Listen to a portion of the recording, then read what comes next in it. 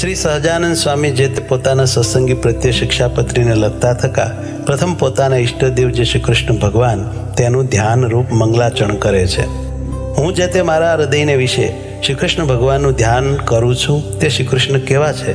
તો જેના ડાબા પડખાને વિશે રાધિકાજી રહ્યા છે અને જેના વક્ષસ્થળને વિશે લક્ષ્મીજી રહ્યા છે અને વૃંદાવનને વિશે વિહારના કરનારા છે અને વૃત્તાલય ગામને વિશે રહ્યા એવા જે સહજાનંદ સ્વામીજી અમે જે તે નાના પ્રકારના જે સર્વે દેશ તેમને વિશે રહ્યા એવા જે અમારા આશ્રિત સર્વે સત્સંગી તેમને ઉદ્દેશીને શિક્ષાપત્રીને લખીએ છીએ.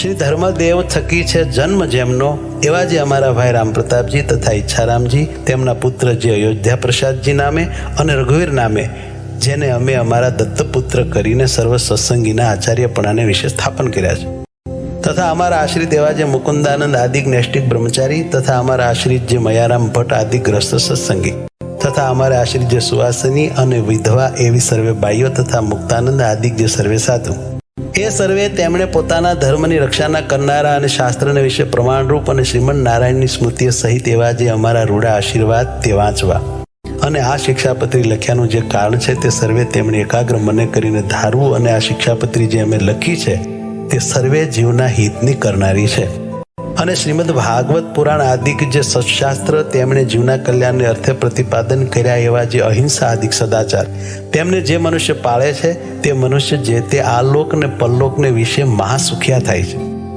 અને તે સદાચારનું ઉલ્લંઘન કરીને જે મનુષ્ય પોતાના મનમાં આવે એમ વર્તે છે તે તો કુબુદ્ધિવાળા છે અને આલોક ને પરલોકને વિશે નિશ્ચય મોટા કષ્ટને જ પામે છે. તે માટે અમારા શિષ્ય એવા જે તમે સર્વે તેમણે તો પ્રીતિય કરીને આ શિક્ષાપત્રીને અનુસરીને જ નિરંતર સાવધાનપણે વર્તવું પણ આ શિક્ષાપત્રીનું ઉલ્લંઘન કરીને વર્તવું નહીં. હવે તે વર્ત્યાની રીત કહીએ છીએ જે અમારા જે સર્વે સત્સંગી તેમણે કોઈ જીવ પ્રાણી માત્રની પણ હિંસા ન કરવી અને જાણીને તો ઝીણા એવા જૂ માકડ ચાંચડ આદિક જીવ તેમની પણ હિંસા ક્યારેય ન કરવી અને દેવતા અને પિતૃ તેના યજ્ઞને અર્થે પણ બકરા મૃગલા સસલા માછલા આદિ જે કોઈ જીવની હિંસા ન કરવી કેમ જે અહિંસા છે એ જ મોટો ધર્મ છે એમ સર્વશાસ્ત્રમાં કહ્યું છે.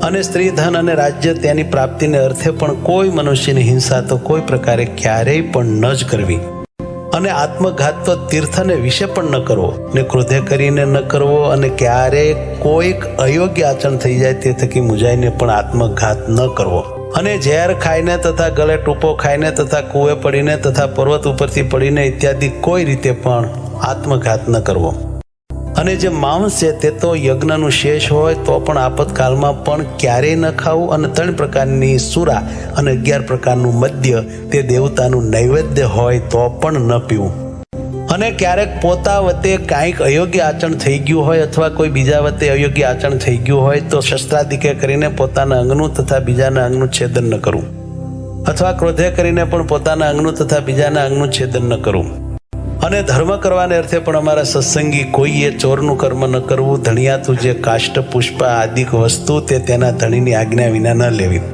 અને અમારા આશ્રિત જે પુરુષ તથા સ્ત્રીઓ તેમણે વ્યભિચાર ન કરવો અને જુગઠું આદિક જે વ્યસન તેનો ત્યાગ કરવો અને ભાંગ મફર માજમ ગાંજો એ આદિક જે કેપ કરનારી વસ્તુ તે ખાવી નહીં અને પીવી પણ નહીં અને જેના હાથનું રાંધેલ અન્ન તથા જેના પાત્રનું જળ તે ખપતું ન હોય તેણે રાંધેલ અન્ન તથા તેના પાત્રનું જળ તે શ્રી કૃષ્ણ ભગવાનની પ્રસાદી ચરણામૃતના મહાત્મ્ય કરીને પણ જગન્નાથપુરી વિના અન્ય સ્થાનકને વિશે ગ્રહણ ન કરવું અને જગન્નાથપુરીને વિશે જગન્નાથજીનો પ્રસાદ લેવાય તેનો દોષ નથી અને પોતાના સ્વાર્થની સિદ્ધિને અર્થે પણ કોઈને વિશે મિથ્યા અપવાદ આરોપણ ન કરવો અને કોઈને ગાળ તો ક્યારેય ન દેવી અને દેવતા તીર્થ બ્રાહ્મણ પતિવ્રતા સાધુ વેદ એમની નિંદા ક્યારેય ન કરવી અને ન સાંભળવી અને જે દેવતાને સુરા અને માંસનું નૈવેદ્ય થતું હોય અને વળી જે દેવતાની આગળ બકરા આદિક જીવની હિંસા થતી હોય તે દેવતાનું નૈવેદ્ય ન ખાવું અને માર્ગને વિશે ચાલતા શિવાલય આદિક જે દેવ મંદિર આવે તેને જોઈને તેને નમસ્કાર કરવા આદર થકી તે દેવનું દર્શન કરવું પોતપોતાના વર્ણાશ્રમનો જે ધર્મ તે કોઈ સત્સંગીએ ત્યાગ ન કરવો પરધર્મનું આચરણ ન કરવું પાખંડ ધર્મનું આચરણ ન કરવું તથા કલ્પિત ધર્મનું આચરણ ન કરવું જેના વચનને સાંભળવે કરીને શ્રી કૃષ્ણ ભગવાનની ભક્તિ ને પોતાનો ધર્મ એ બે થકી પડી જવાય તેના મુખ થકી ભગવાનની કથા વાર્તા ન સાંભળવી જે સત્ય વચન બોલવે કરીને પોતાનો દ્રોહ થાય તથા પારિકો દ્રોહ થાય એવું જે સત્ય વચન તે ક્યારેય ન બોલવું જે કૃતજ્ઞ હોય તેના સંગનો ત્યાગ કરવો, વ્યવહાર કાર્યને વિશે કોઈની લાંચ ન લેવી. ચોર, પાપી, વ્યસની, પાખંડી, કામી તથા કિમિયા આદિ ક્રિયાએ કરીને જનનો ઠગનારો એ 6 પ્રકારના મનુષ્ય તેમનો સંગ ન કરવો. જે મનુષ્ય ભક્તિનું અથવા જ્ઞાનનું આલંબન કરીને સ્ત્રી, દ્રવ્ય અને રસાસ્વાદ તેને વિશે અતિશય લોલુપ થકા પાપને વિશે પ્રવર્તતા હોય તેવા મનુષ્યનો સમાગમ ન કરવો. જે શાસ્ત્રને વિશે શ્રી કૃષ્ણ ભગવાન તથા શ્રી કૃષ્ણ ભગવાનના જે વારાહાદિક અવતાર તેમનું યુક્તિએ કરીને ખંડન કર્યું હોય એવા જે શાસ્ત્ર તે ક્યારેય ન માનવા અને ન સાંભળવા. ગાળ્યા વિનાનું જે જળ તથા દૂધ તે ન પીવું અને જે જળને વિશે ઝીણા જીવ ઘણાક હોય તે જળે કરીને સ્નાનાદિક ક્રિયા ન કરવી. જે ઔષધ, દારૂ તથા માંસ તેને યુક્ત હોય તે ઔષધ ક્યારેય ન ખાવું. વળી જે વૈદ્યના આચરણને જાણતા ન હોય તે વૈદ્ય આપ્યું જે ઔષધ તે પણ ક્યારેય ન ખાવું. અને લોક અને શાસ્ત્ર તેમણે મળમૂત્ર કરવાને અર્થે વર્જ્યા એવા સ્થાનક જે જીર્ણ દેવાલય તથા નદી તળાવના આરા તથા માર્ગ તથા વાવેલું ખેતર તથા વૃક્ષની છાયા તથા ફૂલવાડી બગીચા એ આદિક જે સ્થાનક તેમને વિશે ક્યારેય પણ મળમૂત્ર ન કરવું તથા થૂકવું પણ નહીં. અને ચોર માર્ગે કરીને પેસવું નહીં અને નિસરવું નહીં. અને જે સ્થાનક ધણિયાતું હોય તે સ્થાનકને વિશે તેના ધણીને પૂછ્યા વિના ઉતારો ન કરવો. અમારા સત્સંગી જે પુરુષ માત્ર તેમણે બાય માણસના મુખ થકી જ્ઞાન વાર્તા ન સાંભળ્યું અને સ્ત્રીઓ સાથે વિવાદ ન કરવો તથા રાજા સંગાથે તથા રાજાના માણસ સંગાથે વિવાદ ન કરવો. ગુરુનું અપમાન ન કરવું તથા જે અતિશય શ્રેષ્ઠ મનુષ્ય હોય તથા જે લોકને વિશે પ્રતિષ્ઠિત મનુષ્ય હોય તથા જે વિદ્વાન હોય તથા જે શસ્ત્રધારી મનુષ્ય હોય તે સર્વેનું અપમાન ન કરવું. વિચાર્યા વિના તત્કાળ કાંઈ કાર્ય ન કરવું. ધર્મ સંબંધી જે કાર્ય તે તો તત્કાળ કરવું. પોતે જે વિદ્યા ભણ્યા હોય તે બીજાને ભણાવવી. નિત્ય પ્રત્યે સાધુનો સમાગમ કરવો. ગુરુદેવ અને રાજા એ ત્રણના દર્શનને અર્થે જ્યારે જવું ત્યારે ઠાલે હાથે ન જવું. કોઈનો વિશ્વાસઘાત ન કરવો. પોતાને મુખે કરીને પોતાના વખાણ ન કરવા. જે વસ્ત્ર પહેરે છકે પણ પોતાના અંગ દેખાય એવું જે ભૂંડું વસ્ત્ર તે અમારા સત્સંગી તેમણે ન પહેરવું. શ્રી કૃષ્ણ ભગવાનની જે ભક્તિ તે ધર્મે રહી તેવી કોઈ પ્રકારે ન કરવી. અને અજ્ઞાની એવા જે મનુષ્ય તેમની નિંદાના ભય થકી શ્રી કૃષ્ણ ભગવાનની સેવાનો ત્યાગ કરવો નહીં. અને ઉત્સવના દિવસને વિશે તથા નિત્ય પ્રત્યે શ્રી કૃષ્ણના મંદિરમાં આવ્યા એવા જે સત્સંગી પુરુષ તેમણે તે મંદિરને વિશે સ્ત્રીઓનો સ્પર્શ ન કરવો તથા સ્ત્રીઓએ પુરુષનો સ્પર્શ ન કરવો. અને મંદિરમાંથી નીકળ્યા પછી પોતપોતાની રીતે વર્તવું. અને ધર્મવંશી ગુરુ થકી શ્રી કૃષ્ણની દીક્ષાને પામ્યા એવા જે બ્રાહ્મણ, ક્ષત્રિય અને વૈશ્ય 3 વર્ણના અમારા સત્સંગી તેમણે કંઠને વિશે તુલસીની બેવડી માળા નિત્ય પ્રત્યે ધારવી અને લલાટ, હૃદય અને 2 હાથ એ ચારે ઠેકાણે ઉર્ધ્વ પુંડ તિલક કરવું. અને તે તિલક જે તે ગોપીચંદને કરીને કરવું અથવા ભગવાનની પૂજા કરતા બાકી રહ્યું અને કેસર કુમકુમાદિકે યુક્ત એવું જે પ્રસાદીનું ચંદન તેને કરીને તિલક કરવું. અને તે તિલકના મધ્યને વિશે જ ગોળ એવો જે ચાંદલો તે જે તે ગોપીચંદને કરીને કરવો અથવા રાધિકાજી અને લક્ષ્મીજી તેનું પ્રસાદી એવું જે કુમકુમ તેને કરીને તે ચાંદલો કરવો.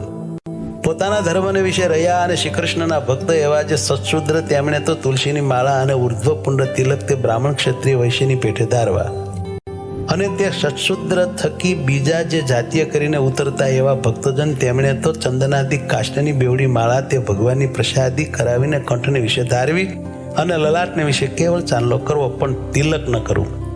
અને જે બ્રાહ્મણાદિકને ત્રિપુંડ જે આડું તિલક કરવું તથા રુદ્રાક્ષની માળા ધારવી એ 2 વાના પોતાની કુળ પરંપરાએ કરીને ચાલ્યા આવ્યા હોય અને તે બ્રાહ્મણાદિક અમારા આશ્રિત થયા હોય તો પણ તેમણે તે ત્રિપુંડ અને રુદ્રાક્ષનો ક્યારેય ત્યાગ ન કરવો.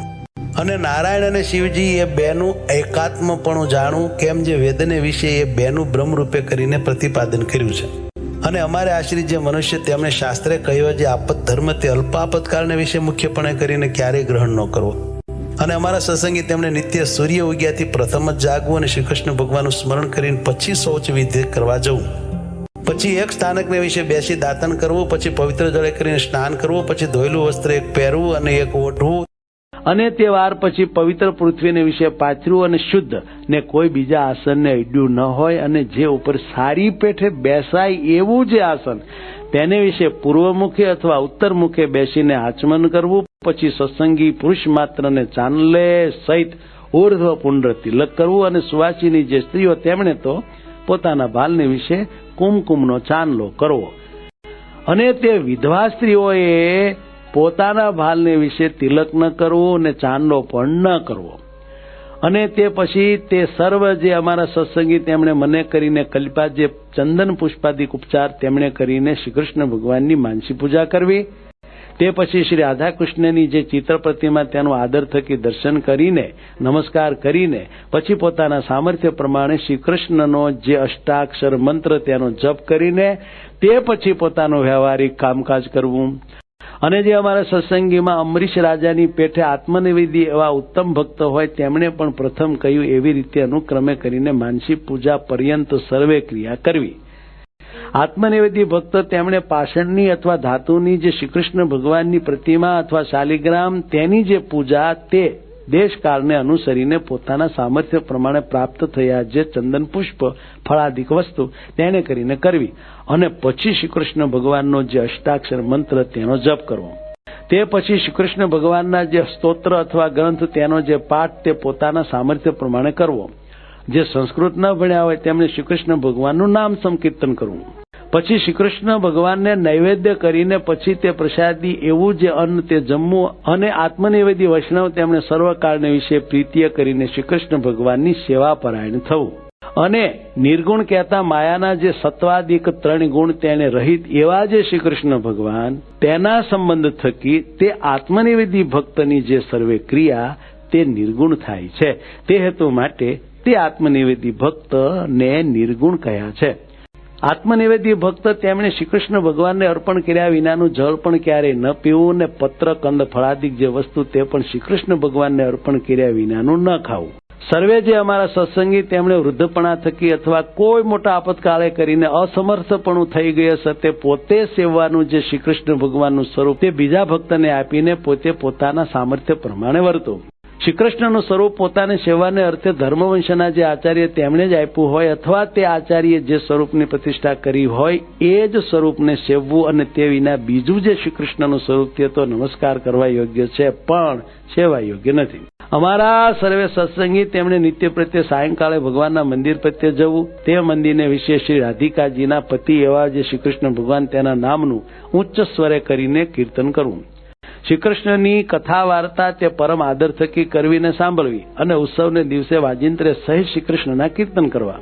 અમારા આશ્રિત સર્વે સત્સંગી તેમણે જે પ્રકારે પૂર્વ કહ્યું એ પ્રકારે કરીને જ નિત્ય પ્રત્યે કરવું અને સંસ્કૃત અને પ્રાકૃત એવા જે સદગ્રંથ તેમનો અભ્યાસ પણ પોતાની બુદ્ધિને અનુસારે કરવો.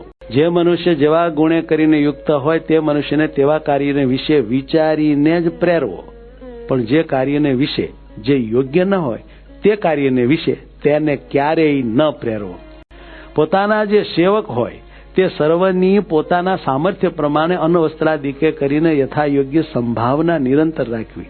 જે પુરુષ જેવા ગુણવાળો હોય તે પુરુષને તેવા વચને કરીને દેશકાળ અનુસારે યથાયોગ્ય બોલાવો પણ તેથી બીજી રીતે ન બોલાવો.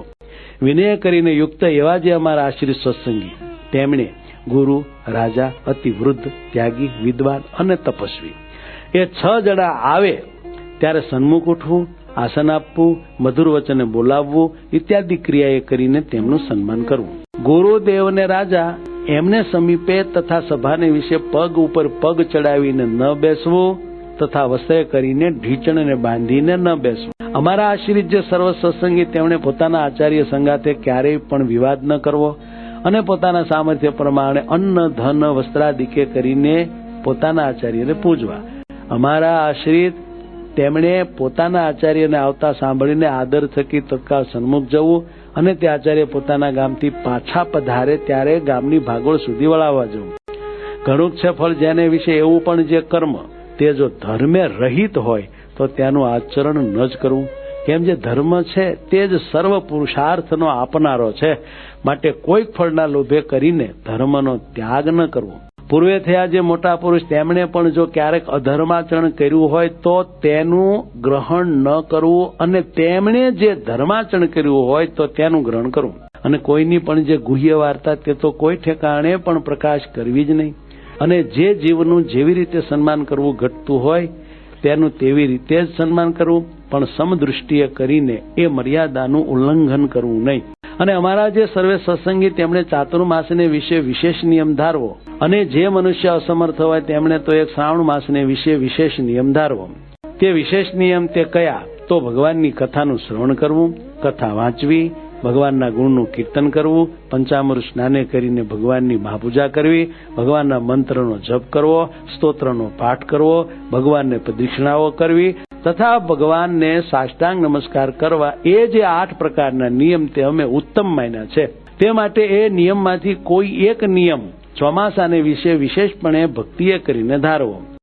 સર્વે જે એકાદશીઓ તેમનું વ્રત આદર થકી કરવું, શ્રી કૃષ્ણ ભગવાનના જે જન્માષ્ટમી આદિ જન્મદિવસ તેમનું વ્રત આદર થકી કરવું તથા શિવરાત્રીનું વ્રત આદર થકી કરવું અને તે વ્રતના દિવસે મોટા ઉત્સવ કરવા. જે દિવસે વ્રતનો ઉપવાસ કર્યો હોય તે દિવસે અતિશય યત્ને કરીને દિવસની નિદ્રાનો ત્યાગ કરવો.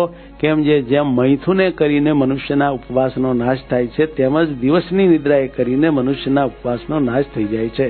સર્વ વૈષ્ણવના રાજા એવા શ્રી વલ્લભાચાર્ય તેના પુત્ર જે શ્રી વિઠ્ઠલનાથજી તે વ્રત અને ઉત્સવના નિર્ણયને કરતા હવા અને તે વિઠ્ઠલનાથજીએ કર્યો જે નિર્ણય તેને જ અનુસરીને સર્વે વ્રત ને ઉત્સવ કરવા અને તે વિઠ્ઠલનાથજીએ કહી જે શ્રી કૃષ્ણની સેવા રીતિ તેનું જ ગ્રહણ કરવું. સર્વે જે અમારા આશ્રિત તેમણે દ્વારિકા આદિ તીર્થ તેમની યાત્રા પોતાના સામર્થ્ય પ્રમાણે યથાવિધિએ કરીને કરવી. વળી પોતાના સામર્થ્ય પ્રમાણે દીનજનને વિશે દયાવાન થવું. અમારા જે આશ્રિત તેમણે વિષ્ણુ, શિવ, ગણપતિ, પાર્વતી અને સૂર્ય એ 5 દેવ પૂજ્યપણે કરીને માનવા.